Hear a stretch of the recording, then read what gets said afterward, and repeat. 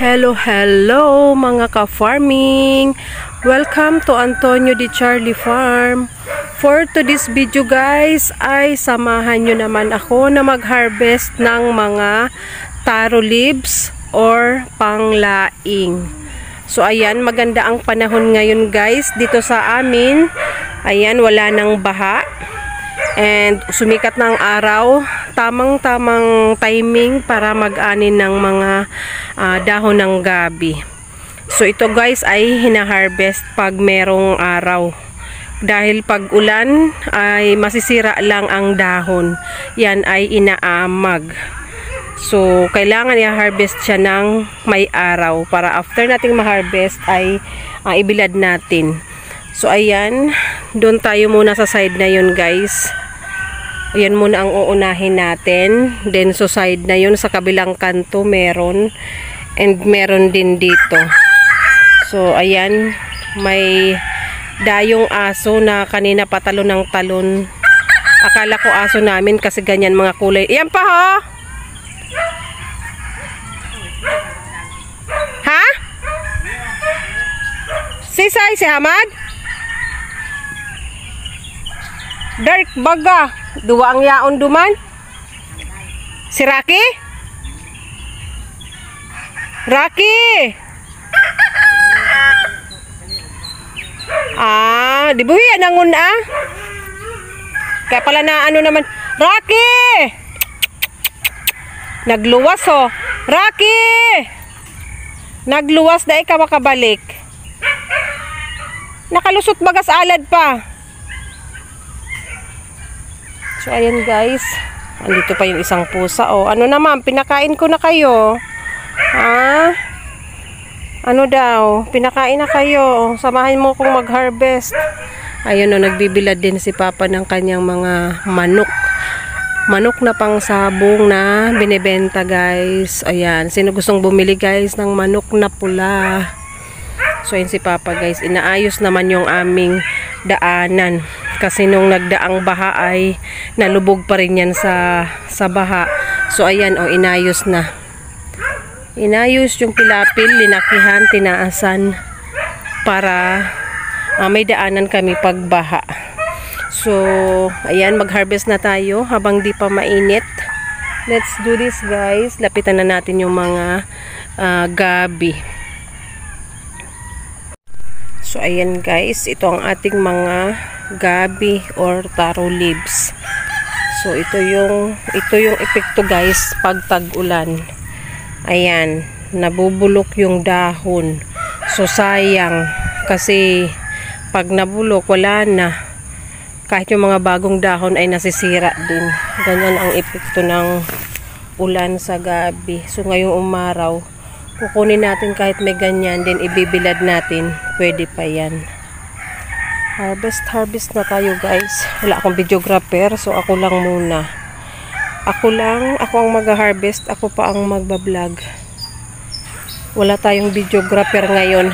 Rocky! Rocky! Ito yung aso namin guys. Di ko na nakilala, tatlo kasing brown. Ano? Nagluwas ka? Ha? So ayan guys, oh, meron na tayong na-harvest. Ang order sa akin ay 2 tali, pero yung iba ilalagay natin doon sa tindahan ni Miles. Doon na natin ibilad. So doon baka mabili din yung iba, or yung iba ay panggulay na namin.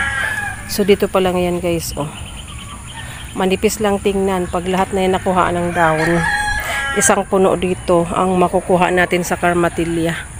Ayan si Papa o tinatapos na yung daanan. So ayan, ituloy ko na rin ang aking pag-harvest. Makatinga lang sa paa guys. Kasi may mga may mga lamok-lamok reko. May mga lamok-lamok. Unahin ko muna sa kabilang side. Para dito muna lahat bago ako tatawid dun sa kabila. Naku, may naputol palang kahoy dito ng bagyo, oh. Masisira yung bakod. Ayan, kailangan pala itong ipaputol.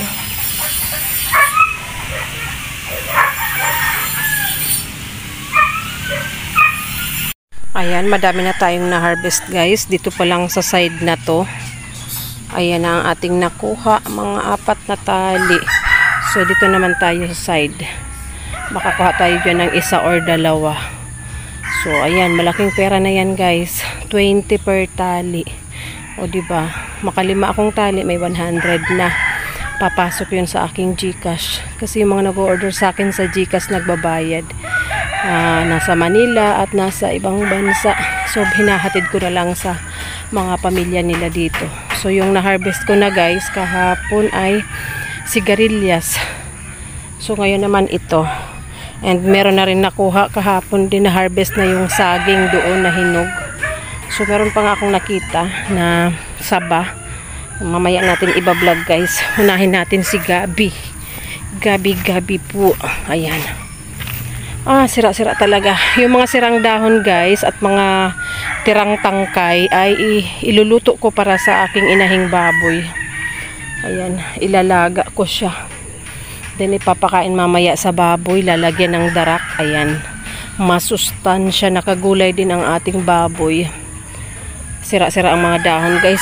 Ito yung epekto ng ayan, yan ang epekto ng ulan. Matapang yung ulan, ganyan nasisira ang dahon. So tanggalin natin yung mga sirang dahon kasi iluluto ko sa baboy. Ayan guys, tapos ko na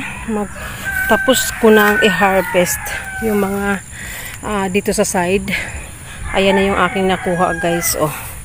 Madami-dami na rin yan. So ibibilad ko muna. Hindi ko siya lahat i-harvest. Yung order lang uunahin ko. Then bukas na yung iba. Dahil mainit na dun. Dun dapat pero mainit na. And dun sa side na yun meron din. Titingnan ko kung kailangan ng kunin. Pero ito guys na na-harvest ko ay ibilad ko muna doon sa may araw. Bago ko siya talian para matuyo ang mga dahon.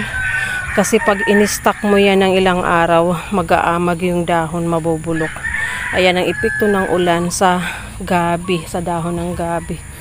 So ayan, magbilad muna tayo guys. Doon doon sa may manok na yon, mainit na. Doon ko muna ilalagay to guys. Then babalikan ko yung linuluto kung nagluto ako ng pagkain ng mga aso at pusa guys. Ang isang araw ay 1 kilo ang linulugaw ko. 4 ang aking aso, 3 pusa. So hindi tatagal ang budget natin sa alaga pa lang. So kailangan kong ilugaw para good for whole day na nila yun. Then nilalagyan ko ng tuyo or ng bagoong. So ayan guys, punta na tayo doon. Ibilad ko muna ito at gawin ko yung iba kong trabaho doon sa bahay.